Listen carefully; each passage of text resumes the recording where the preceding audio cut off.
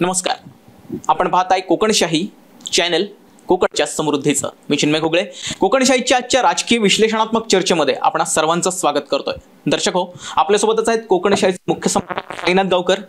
साईनाथजी, काय सांगाल? अगदी 2 दिवसांपूर्वीच लोकसभा निवडणुकांचा निकाल लागला आणि आपल्या रत्नागिरी सिंधुदुर्ग मधून नारायण राणे 47,858 एवढी मताधिक्य घेऊन निवडून आलेत. पर कोकणशाहीने यापूर्वी देखील एक्झिट पोल घेतला होता, अगदी अचूक तंतोतंत खरा ठरला. काय सांगाल? चिन्मय, निश्चित खरं तर एकूणच रत्नागिरी सिंधुदुर्ग लोकसभा मतदारसंघाकडे कोकणातील सर्वांचंच लक्ष लागून राहिलं होतं, पण कोकणाच्या सोबतीनं संपूर्ण महाराष्ट्राचं लक्ष लागून राहिलेलं होतं. आणि अर्थातच ज्यावेळी मतदान झाल्यानंतर कोकणशाहीनं सिंधुदुर्गातील काही ज्येष्ठ पत्रकारांना सोबतीनं घेऊन एक्झिट पोल काढला होता. आणि ज्या दिवशी मतमोजणी झाली त्या दिवशी मात्र हा एक्झिट पोल तंतोतंत अचूक खरा ठरलेलं चित्र पाहायला भेटलं. अगदी त्या आपल्या पत्रकारांच्या मते रत्नागिरी सिंधुदुर्गचा एक्झिट पोल नेमका काय, हा आपण जो कार्यक्रम घेतला त्या कार्यक्रमामध्ये पत्रकार महेश सावंत, महेश सरनाईक, अशोक करंबळेकर, विजय गावकर, गणेश जेटे हे सिंधुदुर्गातील काही ज्येष्ठ पत्रकार सहभागी झालेले होते. कोकणशाहीनं देखील वारंवार आपल्या कोकणशाहीच्या माध्यमातून सांगितलेलं होतं की जवळपास 50,000च्या मताधिक्यानं राणे निवडून येतील. आणि अगदी कोकणशाहीच्या मंचावरती च्या माध्यमातून बाहेर पडलेला एक्झिट पोल तंतोतंत खरा ठरला. कोकणशाहीचे उपक्रम देखील एकूणच या लोकसभा निवडणुकीमध्ये चिन्मय मधल्या वेळेत आपण एक पोस्टरही सर्व दर्शकांच्या धन्यवादाचं जाहीर केलेलं होतं की रत्नागिरी सिंधुदुर्ग लोकसभा मतदारसंघात किंबहुना कोकणात जर हवा कुणाची असेल तर ती कोकणशाहीची ठरली. कारण चिन्मय, आपण कोकणशाही म्हणून एकूणच या निवडणुकीच्या कालावधीत एक ना अनेक उपक्रम हाती घेतले आणि या सर्व उपक्रमांना आपल्या मायबाप दर्शकांनी, जाहिरातदारांनी, हितचिंतकांनी अक्षरशः डोक्यावर उचलून घेतलं. एक एक कार्यक्रम चिन्मय आपला कोकणशाहीचा 1 लाख, 1.5 लाख, 2 लाख, 2.5 लाखाच्या घरामध्ये व्ह्यूअरशिप मिळवण्यापर्यंत घेऊन गेला. इतकं प्रेम या सर्वांनी दिलं. आणि त्याचमुळे चिन्मय, नेहमी मी सांगतो, पत्रकार जो असतो ना, त्या पत्रकारांना ऑफ स्क्रीन नेमकं चालतं काय हे माहिती असतं. त्यामुळे आम्ही जेव्हा तो एक्झिट पोल काढला त्यावेळी खाली कमेंट करणाऱ्यांना काय, शेवटी आपले ते देखील दर्शकच आहेत, ते कमेंट करत असतात पत्रकारांच्या विरोधात. तो त्यांचा अधिकार आहे असं आपण म्हणू. मुद्दा इतकाच आहे चिन्मय की पत्रकार हा सर्वांमध्ये फिरत असतो, सर्वांमध्ये जात असतो. सर्वसामान्य नागरिकांमध्ये जसे ते जातात तसं ते नेत्यांबरोबर असतात, अधिकाऱ्यांमध्ये फिरतात. त्यामुळे पत्रकारांकडनं येत असलेला एक्झिट पोल हा तंतोतंत खराच ठरतो, हे पुन्हा एकदा कोकणशाहीच्या एक्झिट पोलने सिद्ध केलंय. चिन्मय, बरं साईनाथजी, सावंतवाडी मतदारसंघ अर्थात दीपक केसरकर यांचा मतदारसंघ, या मतदारसंघातून नारायण राणेंना 31,719 एवढं मताधिक्य मिळालंय. दीपक केसरकरांच्या प्रयत्नांचं फलित म्हणायचं का? चिन्मय, खरं तर महायुती म्हणून एकनाथ शिंदेची शिवसेना, भारतीय जनता पार्टी, राष्ट्रवादी काँग्रेस, त्याचप्रमाणे महाराष्ट्र नवनिर्माण सेना, आठवले गट हे सर्व महायुती म्हणून एकत्र काम करत होते. हे काम करत असताना एका बाजूला रत्नागिरीचा भाग जिथं सामंत बंधूंची ताकद, आणि दुसऱ्या बाजूला सिंधुदुर्ग जिल्हा. आपण कोकणशाही म्हणून अगदी सुरुवातीपासून सांगत होतो की राणेंना निवडून जर आणायचं असेल, राणेंना विजयाच्या दारावरती घेऊन जायचं असेल, उंबरठा जर राणेंचा विजयाचा उंबरठा ओलांडायचा असेल तर राणेंना सिंधुदुर्ग जिल्हा मदत करू शकतो. आणि विनायक राऊत जर विजयी होणार असेल तर त्यांच्या विजयासाठी रत्नागिरी जिल्हा कारणीभूत ठरू शकतो. याचं अगदी तंतोतंत हे सत्य या देखील निवडणुकीमध्ये अर्थातच आपल्याला पाहायला भेटलं. आता तू जो मुद्दा घेतलास दीपक केसरकरांचा, शिंदेच्या शिवसेनेचे ते आमदार आहेत, सावंतवाडीचे, विद्यमान महाराष्ट्राचे शालेय शिक्षण मंत्री आहेत. दीपक केसरकर यांनी अगदी प्रामाणिकपणे राणेंच्या विजयासाठी प्रामाणिकपणे प्रयत्न केलेत, प्रचार केला. हे सर्वांच्या समोर होतं. म्हणजे अगदी पायाला भिंगरी लावल्यासारखं दीपक केसरकरांनी मतदारसंघ अगदी मतदारसंघातील गावागावांपर्यंत पोहोचलेत. खरं तर दीपक केसरकर आणि भारतीय जनता पार्टीचे त्या ठिकाणचे अगदी विशाल परब असतील, राजन तेली असतील, संजीव परब असतील, अजून काही नेते मंडळी स्थानिक त्या ठिकाणची महायुतीतील असतील, या सर्वांनी केलेल्या प्रयत्नाचं फलित आता तू जो आकडा सांगितलास, अर्थात जवळपास 31,000च्या घरातलं मताधिक्य हे दीपक केसरकरांच्या मतदारसंघातनं, विधानसभा मतदारसंघातनं राणेंना मिळालं. अर्थात नारायण राणेंना विजयापर्यंत खेचून आणण्यासाठी दीपक केसरकर यांनी केलेले प्रयत्न हे तितकेच अधोरेखित करता येण्यासारखे चिन्ह हे मात्र निश्चित आहे. बरं, कुडाळ मालवण मतदारसंघ जिकडचे विद्यमान आमदार वैभव नाईक आहेत आणि त्याच वैभव नाईकांच्या मतदारसंघातून नारायण राणेंनी 26,000पेक्षा अधिकचं मताधिक्य घेतलंय. वैभव नाईकांसाठी पुढे ही धोक्याची घंटा समजायची का? चिन्मय, खरं तर कुडाळ मालवण विधानसभा मतदारसंघाकडनं एवढ्या लीडची अपेक्षा कदाचित नव्हती, परंतु निलेश राणे यांनी मागील कित्येक वर्षात या म्हणजे मागील 3 वर्ष निलेश राणे ज्या पद्धतीनं कुडाळ मालवणमध्ये राबतायत, लोकांपर्यंत पोचतायत, लोकांची कामं करतायत, त्याचं खऱ्या अर्थानं फलित हे कुडाळ मालवण विधानसभा मतदारसंघामध्ये पाहायला मिळालं असं म्हणायला हरकत नाही. अगदी त्यांच्या सोबतीनं असलेले दत्ता सामंत असतील, रणजित देसाई असतील आणि इतर सर्व भारतीय जनता पार्टीचे पदाधिकारी, सर्व राणेप्रेमी, या सर्वांनी एकूणच या लोकसभा निवडणुकीमध्ये केलेलं काम आणि मागील जवळपास 3 वर्षापेक्षा अधिक कालावधी निलेश राणेंनी कुडाळ मालवण या विधानसभा मतदारसंघामध्ये आपण स्वतः राहून, म्हणजे कुडाळ मालवण विधानसभा मतदारसंघाला विरोधी पक्षाचा वाली म्हणून निलेश राणे यांचं नाव अग्रक्रमानं घ्यावं लागेल. अर्थात या मतदारसंघाचे निलेश राणे वाली ठरलेत आणि म्हणूनच कुठंतरी राणेंच्या पाठीशी या मतदारसंघाची ताकद उभी राहिली. एक पहिला मुद्दा या विश्लेषणाच्या माध्यमातून सांगता येईल. खरं तर चिन्मय, 2014ची निवडणूक लक्षात घे, त्यानंतर 2019ची खरं तर राणेंना हरवून वैभव नाईक हे संपूर्ण महाराष्ट्रात जायंट किलर म्हणून ठरलेत. कुडाळ मालवण मधील जनतेत आपण जेव्हा जात होतो, पोचत होतो, त्यावेळी राणेंनी दिलेली भावनिक साथ, ही शेवटची निवडणूक म्हणून दिलेली राणेंच्या भावनिक साथला ज्या मतदारसंघानं राणेंना पराभव दाखवला होता, खरं तर चिन्मय त्याच मतदारसंघानं पुन्हा एकदा नारायण राणेंना विजय दाखवलाय असं म्हणायला हरकत नाही. हे खरं तर कुडाळ मालवण विधानसभा मतदारसंघाचं श्रेय. याचं कारण चिन्मय असं आहे की चिपळूण, म्हणजे चिपळूणच्या विषयावर जेव्हा आपण येऊ तेव्हा चिपळूणबाबत बोलू. चिपळूण मतदारसंघात राणे मायनसमध्ये आहेत. कुणालाही अपेक्षा नव्हती की चिपळूण मतदारसंघातनं मायनस भेटेल, पण तिथं जे मायनस झालं ना चिन्मय, ते मायनस मात्र या ठिकाणी कुडाळ मालवण विधानसभा मतदारसंघानं, सावंतवाडीनं, कणकवलीनं, या 3 मतदारसंघांना अर्थात सिंधुदुर्ग जिल्ह्यानं हे सर्व मायनस भरून काढलं असं म्हणायला हरकत नाहीये. खरं तर राणेंच्या भावनिक साधेला कुडाळ मालवण वासियांनी प्रचंड अशी साथ दिली, प्रतिसाद दिला आणि त्या प्रतिसादामुळेच कुठेतरी 26,000चं लीड हे मिळालं. तुझा प्रश्न आहे, ही आमदार वैभव नाईकांसाठी धोक्याची घंटा आहे का? चिन्मय, खरं तर पत्रकार म्हणून नेहमी काही गोष्टी स्पष्ट बोलल्या जाव्यात आणि त्याच आपण कोकणशाहीच्या माध्यमातून नेहमी बोलतो, आजच बोलतो असं नाहीये. निश्चित ही आमदार वैभव नाईकांसाठी धोक्याची घंटा आहे.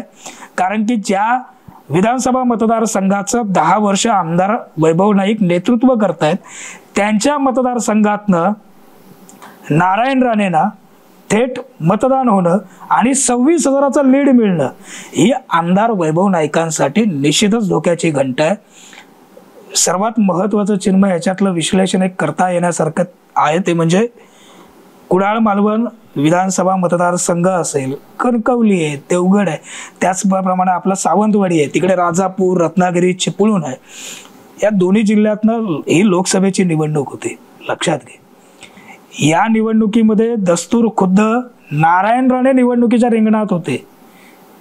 राणेंना प्रत्यक्ष मतदान करण्याची रत्नागिरी आणि सिंधुदुर्ग या दोन्ही जिल्ह्यातल्या मतदारांना पहिल्यांदा संधी मिळत होती. आणि त्या संधीचं फायदा किंवा सोनं हे अर्थात मतदारांनी केलंय, अर्थात राणेंच्या गळ्यात विजयाची माळ घालून. हे चिन्मय नाकारून चालणार नाही. कुडाळ मालवणमध्ये सुद्धा सुरुवातीला मी जे अनालिसिस केलं, ज्या मतदारसंघामध्ये राणेंना पराभव पत्करावा लागला होता तोच मतदारसंघ पुन्हा एकदा राणेंच्या पाठीशी ठामपणे उभा राहिलेलं चित्र या निवडणुकीमध्ये पाहायला भेटलं. राणेंच्या भावनिक साधला प्रतिसाद देण्याचं काम कुडाळ मालवणवासियांनी केलंय. वैभव नाईकांसाठी निश्चित धोक्याची घंटा आहे.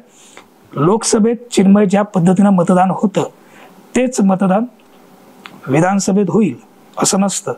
त्याच्यामुळे हे मिळालेलं मताधिक्य निलेश राणेंना देखील पुढील विधानसभेच्या निवडणुकीपर्यंत टिकवणं आणि ते वाढवणं हे निलेश राणेंसाठी, एकूणच भारतीय जनता पार्टीसाठी, निलेश राणेंच्या सर्व सहकाऱ्यांसाठी तितकं चॅलेंजिंग आहे. हे सुद्धा सत्य. एकूणच चिन्मय कुडाळ मालवणवासी राणेंच्या पाठीशी ठामपणे उभे राहिलेलं चित्र या लोकसभा निवडणुकीत पाहायला भेटलं एवढं निश्चित आहे. बरं, कुडाळ मालवणमधून नारायण राणेंना मिळालेलं हे मताधिक्य विधानसभेसाठी कितपत फायदेशीर ठरेल? मी आता चिन्मय या प्रश्नाचा शेवट करताना बोललो की विधानसभेसाठी लोकसभेमध्ये मिळालेलं मतदान, लोकसभेमध्ये विनायक राऊत जे 2 टर्म खासदार राहिलेत त्यांच्या विरोधामध्ये शेवटच्या 15-20 दिवसात मतदानाच्या अगोदर नाव जाहीर झालं ते दस्तूर खुद्द नारायण राणे यांचं. राणेच उमेदवार या ठिकाणी आल्यानंतर खरं तर विनायक राऊत काही पटीनं बॅकफूटवरती गेलेलं चित्र पाहायला भेटलं. कदाचित राणे उमेदवार नसते तर या मतदारसंघात चित्र वेगळंही पाहायला भेटलं असतं असं राजकीय समीक्षक सांगतायत. हे सत्य आहे. चिन्मय, सर्वात महत्वाची गोष्ट यामध्ये विधानसभेला, लोकसभेला मतदान जे होतं त्याचं म्हणजे आता कुडाळ मालवणमध्ये 26,000चं मताधिक्य राणेंना मिळालंय. विधानसभेला हे 26,000चं मताधिक्य पुढे सरकेल, फॉरवर्ड होईल, फॉलो होईल असं नाहीये. याच्यासाठी मी बोलल्याप्रमाणे निलेश राणेंना देखील हे मताधिक्य टिकवणं हे चॅलेंजिंग आहे. आमदार वैभव नाईकांसाठी निश्चित ही धोक्याची घंटा आहे. त्यामुळे आमदार वैभव नाईकांना देखील सावध राहावं लागेल पुन्हा जर 3ऱ्या टर्ममध्ये निवडून यायचं असेल तर. पण एक मात्र सत्य आहे चिन्मय, एकूणच लोकसभे निवडणुकीमध्ये मिळालेलं मतदान भले विधानसभेमध्ये त्याच ताकदीनं पुढे जाईल नाही जाईल हे विधानसभेमध्ये देखील पाहायला भेटणारच आहे. पत्रकार म्हणून आपण विश्लेषण करतोय आणि ज्या विश्लेषणाला निश्चित आधार आहे.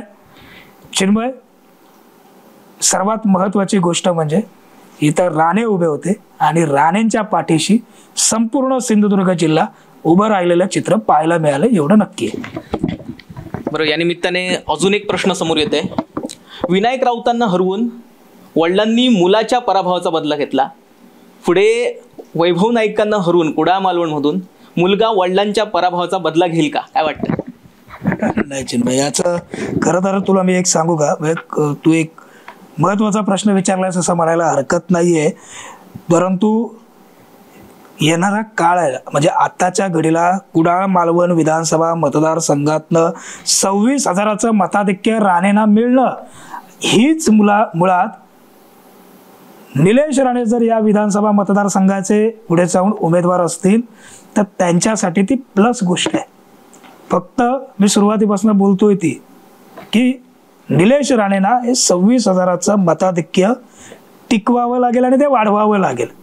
त्याच्यासाठी काय प्रयत्न करायचे असतील, अर्थात त्यासाठी निलेश राणे तितकेच कार्यक्षम नेतृत्व आहे. म्हणजे मी निलेश राणेंबाबत ऑफ स्क्रीन ऑन स्क्रीन बोलताना मी नेहमी सांगतो, बाहेरून जरी ते कडक वाटले तरी आतनं दिलदार मनाचा तो राजा माणूस आहे. हे सर्वांना माहिती आहे. आमदार वैभव नाईक देखील प्रत्येकांच्या सुखदुःखात घरात पोचणारं व्यक्तिमत्व आहे. त्यामुळे आमदार वैभव नाईकांसाठी धोक्याची घंटा आहे. वैभव नाईकांना सावध राहावं लागेल. निलेश राणेंना मात्र प्लस गोष्ट आहे, मिळालेलं मताधिक्य टिकवणं आणि ते पुढे घेऊन जाणं विधानसभेपर्यंत, त्याच्यामध्ये पुन्हा वाढ करणं निश्चित हे चॅलेंजिंग राहणार आहे. हे सुद्धा तितकंच सत्य आहे. बरं, कणकवली, देवगड आणि वैभववाडी हा मतदारसंघ जो नितेश राणेंचा विधानसभा मतदारसंघ आहे, या मतदारसंघातून जवळपास 41,000 पेक्षा अधिकचं मताधिक्य नितेश राणेंनी मिळवून दिलंय. नितेश राणेंनी आपलं नेतृत्व अधोरेखित केलंय का, काय वाटतं? कणकवली, देवगड, वैभववाडी विधानसभा मतदारसंघाचं विश्लेषण करत असताना चिन्मय, आमदार नितेश राणे हे नाम काफी आहे असं एक डायलॉग आहे कुठेतरी पिक्चरमध्ये, म्हणजे हे नाम काफी आहे. तसं तो इथं बसतो, आमदार नितेश राणे हे नाव काफी आहे. खरं तर राणेंचा चिन्मय हा जो विजय आहे ना, हा तितकाच सोपा नव्हता, हे सुद्धा सत्य आहे. परंतु या विजयामागे खऱ्या अर्थानं निलेश राणे, नितेश राणे, दीपक केसरकर या सर्व, त्याचप्रमाणे भारतीय जनता पार्टीचे इकडचे जिल्हाध्यक्ष आहेत प्रभाकर सावंत, त्यांनी देखील घेतलेले कष्ट, पालकमंत्री रवींद्र चव्हाण यांनी घेतलेले कष्ट, केलेले प्रयत्न हे नाकारून चालणार नाही चिन्मय. अर्थात त्यांचे प्रयत्न, या प्रयत्नाचं फलित या निवडणुकीत पाहायला भेटलं. कणकवली, वैभववाडी, देवगड या विधानसभा मतदारसंघाबाबत बोलत असताना राणेंचा इतक्या वर्षाचा हा राजकीय प्रवास, या राजकीय प्रवासामध्ये रवींद्र चव्हाण, दीपक केसरकर, उदय सामंत, निलेश राणे, भाजपचे हजारो कार्यकर्ते, पदाधिकारी यांची मेहनत आणि या मेहनतीतनं मिळालेलं हे यश, अर्थात या यशाच्या मागे देखील आमदार नितेश राणे हे नाव सुद्धा तितकंच महत्त्वाचं आहे चिन्मय. कारण की किंग मेकर नितेश राणे दोन, आता त्यांच्या निवडणुका तिथं देवगडमध्ये देखील आमदार नितेश राणेच्या 2 टर्म पूर्ण झाल्यात. आताच्या निवडणुकीला 3ऱ्या टर्मला पुन्हा एकदा नितेश राणे देवगडमधनं, देवगड, कणकवली, वैभववाडी या विधानसभा मतदारसंघातनं उमेदवारी भरतील अशी अपेक्षा आहे, असं चित्र आहे चिन्मय. मागील दोन्ही निवडणुकीत त्यांनी एकूणच निवडणुकीचा निवडून येण्यासाठी केलेला अभ्यास, त्यांची असलेली चौकस बुद्धी, असलेलं नेटवर्क गावागावात, या सर्व गोष्टींचा वापर हा आमदार नितेश राणेंनी या निवडणुकीत केलं.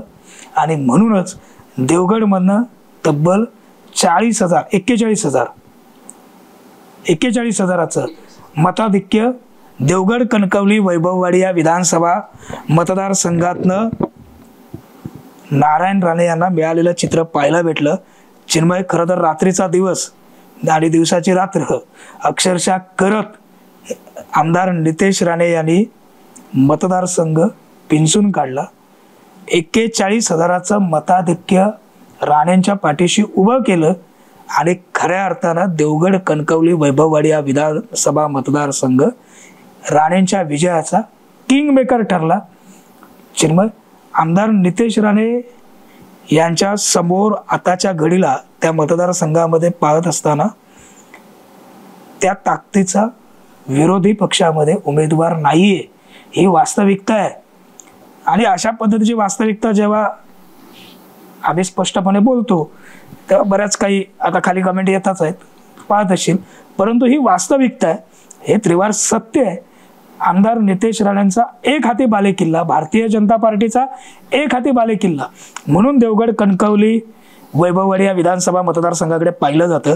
खरं तर चिन्मय 2019ला विनायक राऊत यांनी जवळपास 2.25 लाखाची मतं मिळून, म्हणजे मताधिक्य मिळवून विजय मिळवला होता. त्यात जवळपास 1.5 लाख हे रत्नागिरीचे होते. या 1.5 लाखात राजापूर, लांजा यांचा देखील मोठा वाटा होता. पण आत्ताच्या ह्या 2024च्या निवडणुकीत आपण पाहिलं राजापूरमध्ये राणे मायनस आहेत, परंतु नितेश राणेंनी राजापूर, लांजा, निलेश राणेंनी कुडाळ, मालवण विधानसभा मतदारसंघाबरोबर रत्नागिरी, चिपळूण या भागात आपलं लक्ष केंद्रित केलं आणि त्या भागात कमीत कमी मायनसमध्ये कसे जाऊ यासाठी या दोन्ही राणे बंधूंनी प्रयत्न केले चिन्मय. त्याचं फलित नारायण राणे या मतदारसंघातनं विजयी झालेत. अशा पद्धतीनं इथपर्यंत एकूणच हा संपूर्ण प्रवास चिन्मय सांगता येईल. बरं, नारायण राणे राजापूरमध्ये जवळपास 21,471 मायनसमध्ये आहेत. तर पुढचा मतदारसंघ अर्थात रत्नागिरी मतदारसंघ, जिथे सामंत बंधूंचा फॅक्टर चालतो, 10,037 मायनस आहेत. सामंत बंधूंनी काम केलं नाही का म्हणायचं का? सामंत बंधूंनी काम केलं नाही असं म्हणण्याऐवजी, असं म्हणण्यापेक्षा सामंत बंधू एकूणच या लोकसभेच्या निवडणुकीमध्ये तटस्थ राहिलेत का, असा प्रश्न मात्र चिन्मय समोर येतोय. काम केलं नाही असं म्हणता येणार नाही. अपेक्षा अशीच होती की रत्नागिरी हे समसमान राहील, परंतु रत्नागिरीमध्ये 10,000 मतांनी विनायक राऊत प्लसमध्ये जाणं आणि नारायण राणे 10,000 मतांनी मायनसमध्ये अर्थात येणं, हे समसमान राहील इथपर्यंतचा सर्वच पत्रकारांचा आमचा अंदाज होता. त्या ठिकाणी मात्र राऊत 10,000 प्लस आहेत. याचाच अर्थ चिन्मय सामंत बंधू हे तटस्थ राहिलेत. राजापूरमध्ये अर्थातच रिफायनरी प्रकल्प असेल किंवा अजून काही गोष्टी असतील, या ठिकाणी देखील राजन साळवी आमदार आहेत. आमदार राजन साळवी यांचं अस्तित्व अधोरेखित झालं असं मुळीच म्हणता येणार नाही, कारण अवघ्या किती मताधिक्य राजापूरमध्ये 21,471, अवघ्या 21,471 मतांचं मताधिक्य विनायक राऊतांना राजापूरमध्ये मिळालेलं आहे. फक्त या ज्या मतदारसंघानं यापूर्वी 2019 मध्ये विनायक राऊतांच्या पाठीशी ठामपणे उभे राहिलेत, चिन्मय खरं तर ना महाविकास आघाडीचे जे आमदार आहेत या सर्व आमदारांनी विनायक राऊतांचं खरंच काम केलं की नाही केलं अशा पद्धतीची चर्चा सुद्धा एकूणच या मतदारसंघामध्ये सुरू आहे. त्याच्या वेगवेगळ्या बातम्या होतील आणि अर्थात हे प्रश्न आहेत, हे प्रश्न त्या नेत्यांनाच आपण विचारल्यानंतर त्यांची उत्तरं भेटतील. परंतु आताच्या घडीला तो विचारलेल्या प्रश्नाप्रमाणे सामंत बंधूंनी तटस्थ राहणंच एकूणच या निवडणुकीमध्ये मंजूर केलं होतं, अशा पद्धतीचं चित्र मात्र आम्हा सर्वांसमोर येत होतं. अगदी शेवटच्या दिवशी पण चिन्मय भैया सामंत दिवसभर नॉट रिचेबल होते. त्याच्या अगोदरही काय चाललं होतं हे सर्वांच्या समक्ष आहे. त्यांच्या 2 भावांमध्येच बॅनर उतरवणं, नंतर मग दुसरे बंधू सांगायचे की काय झालं, माझ्या मोठ्या भावानंच माझा फोटो काढला ना. हे सर्वासर्व थोडक्यात उदय सामंतांकडनं भैया सामंत यांच्या एकूणच वागण्याचं, कृत्याचं सर्वासर्व करणं, भैयांचं वागणं, कृत्य, हे सगळं जे काही एकूणच पाहिलं शेवटच्या दिवशी, म्हणजे मी नेहमी सांगतो थेट आदेश कुणालाही काम करा किंवा करू नका अशा कुणी थेट आदेश दिलेले नाही. परंतु चिन्मय ज्या कृती होत्या या कृती सुद्धा तितक्याच लक्षवेधी ठरल्या. त्यामुळे सामंत बंधू यांनी केलेलं काम हे तटस्थ पद्धतीचं होतं असं म्हणायला हरकत नाही. बरं, चिपळूणमध्ये देखील 19,000 पेक्षा जास्त मतांनी नारायण राणे मायनस होते, तिकडे काय नेमकी स्थिती होती? चिन्मयला चिपळूणच्या बाबत जर एकूणच आपण विश्लेषण करायला गेलो तर चिपळूणमधनं राणेंच्या गोटातनं असं सांगितलं जात होतं की त्या ठिकाणी आमदार शेखर निकम हे एकूणच या महायुतीतील एक आमदार आहेत, प्रमुख त्या ठिकाणचे लोकप्रतिनिधी आहेत, व्यक्तिमत्व आहे. शेखर निकमांकडनं एक 10 ते 12 हजाराचं मताधिक्य भेटेल असं एकूणच भारतीय जनता पार्टीच्या गोटातनं सांगितलं जात होतं. परंतु चिपळूणमध्ये मात्र 19,000चं मायनस हे झालेलं चित्र पाहायला भेटलं. त्यामुळे चिपळूणमध्ये मात्र आत्मपरीक्षणाची वेळ आहे भारतीय जनता पार्टी महायुती म्हणून, एवढं मात्र या विश्लेषणाच्या निमित्तानं मी निश्चित सांगेन.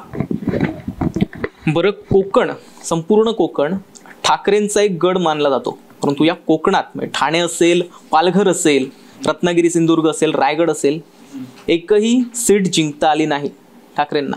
काय सांगा? खरं तर कोकण हा ठाकरेंचा गड समजला जातो, परंतु आताच्या घडीला हा जो गड आहे ना चिन्मय, हा गडाला कुठंतरी सुरुंग लागलाय असं म्हणायला हरकत नाहीये.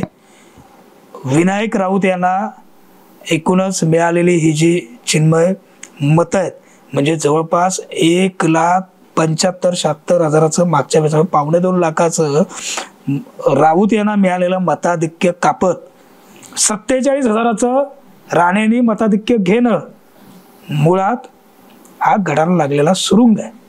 हे ठाकरेंनी मान्य केलं पाहिजे. त्याच्यावरती आत्मपरीक्षण करून हा गड पुन्हा कसा सर करता येईल त्याचं देखील आत्मपरीक्षण ठाकरेंकडनं होणं हे एकूणच त्यांची गरज आहे. त्यामुळे चिन्मय गडाला सुरुंग लागलाय. एका अगदी आपल्या रत्नागिरी सिंधुदुर्ग लोकसभा मतदारसंघात बाबत बोलायचं झालं तर रत्नागिरीनं एकूणच चिन्मय मारलं आणि सिंधुदुर्गने तारलं. रत्नागिरीनं मारलं, सिंधुदुर्गने तारलं. परंतु ज्यावेळी राणेंची आपण मुलाखत घेतलेली होती त्या मुलाखतीत राणेंनी देखील रत्नागिरीच्या अनेक विकासात्मक गोष्टीबाबत आपल्याकडे ऑन कॅमेरा काही मुद्दे मांडलेत, विकासाचे मुद्दे मांडलेत. त्यामुळे खासदार म्हणून अर्थातच त्यांना दोन्ही जिल्ह्याकडे त्यांचं लक्ष राहणार आहे, हे सुद्धा सत्य आहे. चिन्मय खरं तर कार्यकर्त्यांमध्ये एकूणच त्या दिवशी निकालाची उत्सुकता देखील होती, धाकधूक देखील होती. कित्येक उमेदवारांचं डिपॉझिट जे आहे ते जप्त देखील झालं. अगदी अपक्ष उमेदवार शकील सावंत यांचं देखील डिपॉझिट या निवडणुकीमध्ये जप्त झालंय. म्हणजे खरं तर प्रस्थापितांना एक चॅलेंजिंग व्यक्तिमत्व म्हणून अपक्ष उमेदवार असलेले शकील सावंत यांच्याकडे पाहिलं जात होतं. कोकण प्रादेशिक पक्षाची ॲडव्होकेट OS पेचकर यांची ताकद त्यांच्या पाठीशी उभी होती असंही सांगितलं गेलं. परंतु एकूणच ही सगळी ताकद आहे ना या निवडणुकीत कुठं पाहायला मिळाली नाही. म्हणजे कोकण प्रादेशिक पक्षाची ताकद कोकणात खरंच किती प्रमाणात आत्ताच्या घडीला वाढली आहे या निवडणुकीत मात्र ते कुठं अधोरेखित झालेलं चित्र पाहायला मिळालं नाही. याचं देखील आत्मपरीक्षण अर्थातच कोकण प्रादेशिक पक्ष करेल. परंतु उमेदवाराचं डिपॉझिट जप्त होण्यापर्यंतची नामुष्की कोकण प्रादेशिक पक्षावरती ज्याला पाठिंबा दिला त्या पक्षावरती येणं हे त्या पक्षाचं अपयश आहे, एवढं सांगायला हरकत नाही. चिन्मय साईनाथ, या निवडणुकीत अजून एक गोष्ट समोर आली. ज्या ठिकाणी राज ठाकरेंनी सभा घेतल्या त्यामध्ये नारायण राणे पण होते. सगळे उमेदवार विजयी झाले. राज ठाकरेंची ही सभा या उमेदवारांसाठी बूस्टर डोस होती. आता राज ठाकरेंच्या चिन्मय सभेला म्हणजे राज ठाकरेंची सभा झाली, राणेंसाठी अमित शहांची सभा झाली, देवेंद्र फडणवीसांची सभा झाली. पण पर्टिक्युलर तुझा प्रश्न आहे राज ठाकरेंच्या बाबत. महाराष्ट्र नवनिर्माण सेनेची कोकणातली ताकद राज ठाकरेंच्या सभेनं अधोरेखित झाली. महाराष्ट्र नवनिर्माण सेना एकूणच चिन्मय ह्या महायुतीमध्ये सहभागी झाल्यानंतर राज ठाकरेंची कोकणात अर्थात सिंधुदुर्गात झालेली सभा ही राणेंना कुठंतरी निश्चितच ताकद देणारी ठरली. फक्त मनसेचेच कार्यकर्ते नव्हे तर सर्वांनाच त्या सभेनं कुठंतरी एक वेगळी एनर्जी भेटली, ऊर्जा भेटली. एकीकडे उद्धव ठाकरेंची सभा, तू एक गोष्ट या निवडणुकीमध्ये लक्षात घे, उद्धव ठाकरे इकडे आले, बरंच काही बोलून गेले, परंतु राणेंनी उद्धव ठाकरेंच्या टीकेला मोठ्या प्रमाणात शब्दानं कुठंही प्रतिसाद दिला नाही किंवा पुन्हा प्रतिटीका केली नाही. आज उद्धव ठाकरेंची सभा झाली तर राणेंनी दुसऱ्या दिवशी थेट राज ठाकरेंची सभा लावली. ठाकरेंच्या सभेला ठाकरेंनी उत्तर दिलं, ठाकरे शैलीनं उत्तर भेटलं आणि अर्थातच या सर्वाचं गणित शेवटाला समीकरण करायला गेलो तर राणे विजयी झालेत, एवढं निश्चित आहे. चिन्मय साईनाथजी, अगदी शेवटचा प्रश्न आहे. पुढे होणाऱ्या विधानसभा निवडणुकीत कोणकोणती राजकीय स्थित्यंतर पाहायला मिळतील? चिन्मय, खरं तर ना या लोकसभा निवडणुकीचा निकाल लागला आणि अगदी दुसऱ्या दिवशीच रत्नागिरी सिंधुदुर्ग लोकसभा एकूणच या मतदारसंघातील सर्व विधानसभावरती भारतीय जनता पार्टीचाच हक्क आहे किंवा तो पारंपरिक मतदारसंघ आहेत. रत्नागिरीचा मतदारसंघ हा भाजपाचा मतदारसंघ आहे, पारंपरिक. अशा पद्धतीचे स्टेटमेंट हे राणेंकडनं यायला लागलेत, म्हणजे निलेश राणे, नितेश राणेंकडनं.